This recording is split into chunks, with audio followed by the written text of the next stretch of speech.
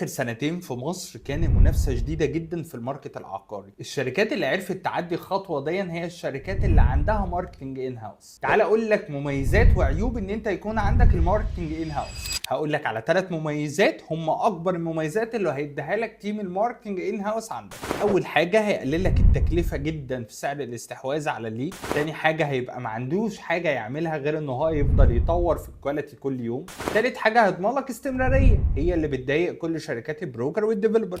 بس في مقابل دون هتقابل عيوب كبيره برضو لازم تكون واخد بالك منها. اول حاجه، مين العين الكويسه اللي هتحط عينيها على كوادر تحطها عندك في الشركه وتكون فاهمه ازاي تشتغل. تاني حاجة، الكوادر دي مين اللي هيحاسبها وهيستلم منها التقارير ويحاسبها على الأخطاء التكنيكال. تالت حاجة، تكلفة الأجور في مجال الماركتنج والبرودكشن هي عالية نسبيا عن الأجور بتاعت السيلز. ففي الآخر بتحسب حساباتك فبتشوف انا هل الانتاج بتاع الديبارتمنت ده يساوي المرتبات اللي انا هدفعها لهم. والمعضله دي هي اللي بتحلها الماركتنج ايجنسي، لان الماركتنج ايجنسيز لما الكوادر دي عندها من الماركت وبتديها بدل البروجكت 10 بروجكت، فالكوست بيتقسم على ال 10 بروجكت.